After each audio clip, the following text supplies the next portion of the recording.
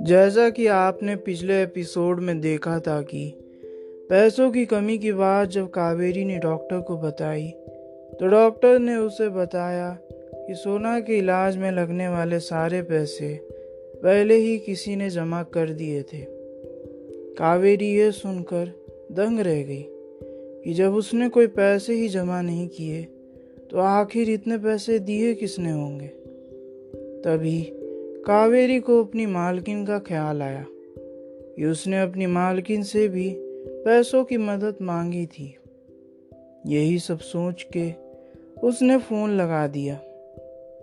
जब मिसेस शर्मा ने कावेरी की ये सब बातें सुनी तो बोली, लेकिन कावेरी, मैंने तो अभी ही पैसे भिजवाए थे और जो तुम कह रही हो उसके बारे में तो मैं कुछ नहीं जानती। कावेरी मालकिन का ये जवाब सुनकर दंग रह गई। वो सोच में पड़ गई। इसी बीच जब मिसेस शर्मा ने पूछा कि उसकी बेटी कैसी है तो उधर से कावेरी ने कहा, मालकिन, अभी ही डॉक्टर्स गए हैं सोना के इलाज के लिए। उसका इलाज चल रहा है अभी। कावेरी ने मिसेस शर्मा से अपनी बात पूरी करके फोन रख दिया। कावेरी फिर सोच में पड़ गई कि आखिर पैसे किसने दिए होंगे। इतने में ही डॉक्टर्स भी बाहर आ गए थे। उन्होंने बताया, देखिए कावेरी जी, आपकी बेटी अभी बिल्कुल ठीक है। वो खतरे से बाहर है। हमने अभी उसे एक बेहोशी का इंजेक्शन लगाया है। करीब 1 घंटे बाद आप उससे मिल सकती हैं। तब तक वो हमारे ऑब्जर्वेशन में रहेगी।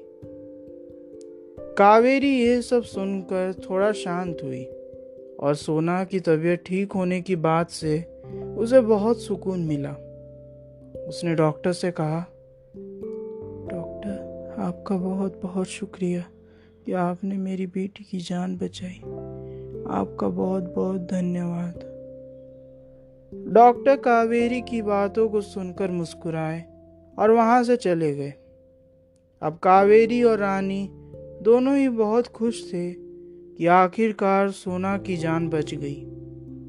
लेकिन दोनों को ये नहीं समझ रहा था कि सोना के इलाज के पैसे किसने दिए होंगे। उन दोनों ने सोचा कि एक बार कैश काउंटर पर जाकर पूछे। जब उन दोनों ने कैश काउंटर पर जाकर पूछा तो पता चला कि जिसने पैसे दिए थे उन्होंने अपना नाम ही नहीं लिखा। फिर कुछ ना पता चलने पे कावेरी को लगा शायद पैसे राजीव ने दिए होंगे।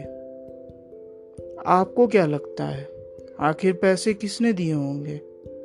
क्या सही में राजीव ही वो शख्स था या कावेरी गलत सोच रही थी?